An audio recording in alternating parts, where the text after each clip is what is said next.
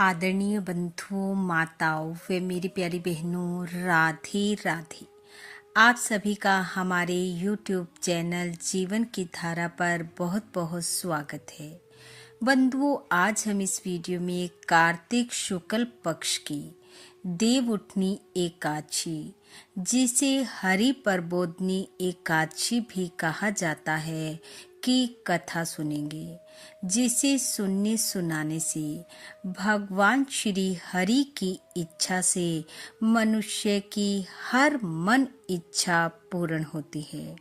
कथा कहानी सुनने के बाद यदि आप हमारे चैनल पर नए हैं तो कृपया हमारे चैनल को सब्सक्राइब करें, बेल आइकन को प्रेस करें ताकि हमारी वीडियो की नोटिफिकेशन सबसे पहले आप तक पहुंचे। वीडियो को शेयर व लाइक भी जरूर करें। धर्मराज युधिष्ठिर ने पूछा, हे केशव, मैंने आपके मुख से रमा एकादशी का महत्व सुना। अब कार्तिक शुक्ल पक्ष में जो एकादशी होती है उसकी महिमा बतलाइए। भगवान श्री कृष्ण बोले, हे राजन, कार्तिक के शुक्ल पक्ष में जो एकादशी होती है उसका जैसा वर्णन ब्रह्मा जी ने नारद जी से किया था वही मैं तुम्हें बतलाता हूँ। नारद जी ने कहा, पिताजी, जैसे धर्म कर्म में प्रवृत्ति कराने वाले भगवान गोविंद जागते हैं, उस प्रबोधनी एकादशी का महत्व बतलाइए। ब्रह्मा जी बोले, प्रबोधनी का महत्व पाप का नाश, पुण्य की वृद्धि तथा उत्तम बुद्धि वाले पुरुषों को मोक्ष प्रदान करने वाला है। समुद्र से लेकर सरोवर तक जितने भी तीर्थ हैं वे सभी अपने महत्तम की तभी तक गर्जना करते हैं जब तक कि कार्तिक मास में भगवान विष्णु की प्रबोधनी तिथि नहीं आ जाती। प्रबोधनी एकादशी को एक ही उपवास कर लेने से मनुष्य 1000 अश्वमेघ तथा 100 राजसूय यज्ञ का फल पा लेता है।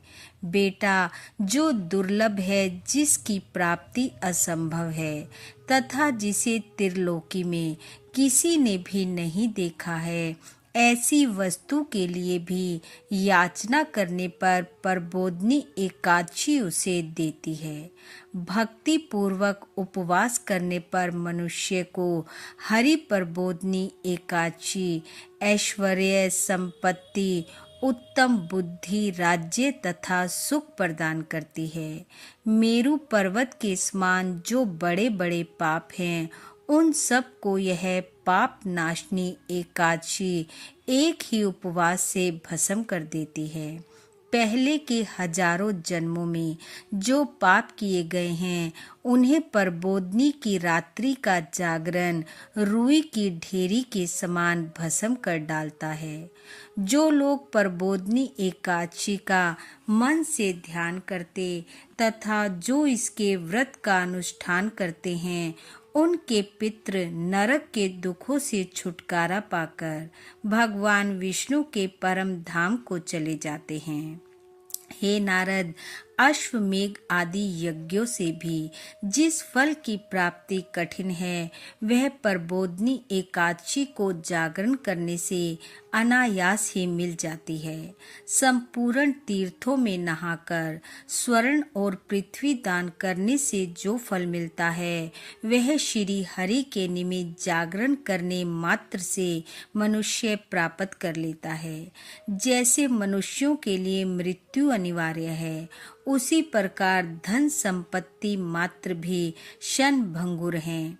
ऐसा समझकर एकादशी का व्रत करना चाहिए। तीनों लोकों में जो कोई भी तीर्थ संभव है, वे सब प्रबोधनी एकादशी का व्रत करने वाले मनुष्यों के घर में मौजूद रहते हैं।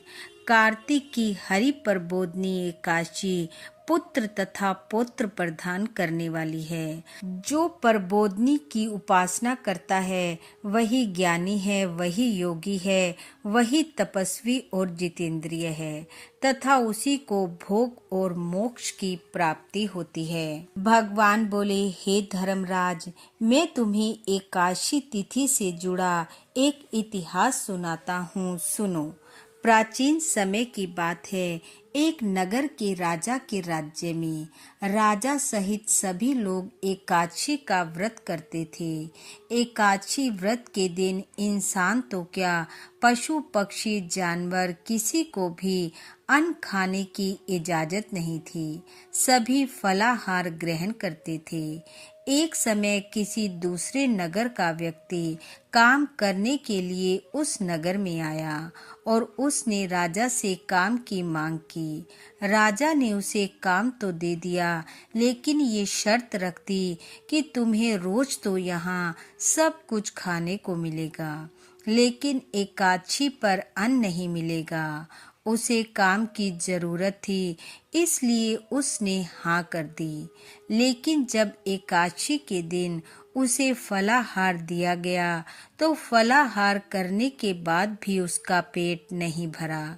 उसने राजा से अन्न की मांग की और कहा कि उसका पेट नहीं भरा है, वह भूख से तड़प रहा है, उसे भोजन दिया जाए। राजा ने उसे उसकी शर्त याद दिलाई।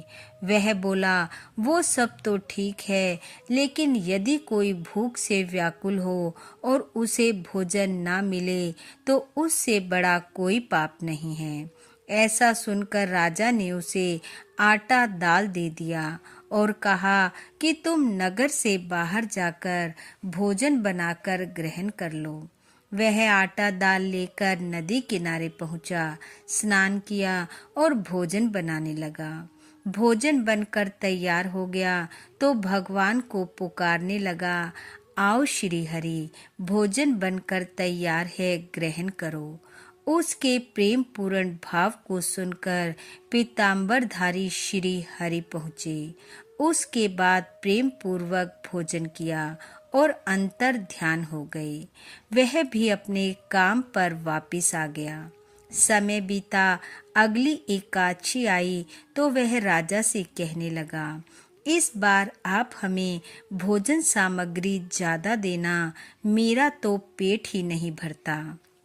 राजा ने कारण पूछा तो उसने कहा, मेरे साथ भगवान श्री हरि भी भोजन ग्रहण करते हैं, हम दोनों को भोजन पूरा नहीं आता। राजा ये सुनकर हैरान रह गया और कहने लगा, मैं नहीं मान सकता कि भगवान तेरे साथ भोजन करते हैं।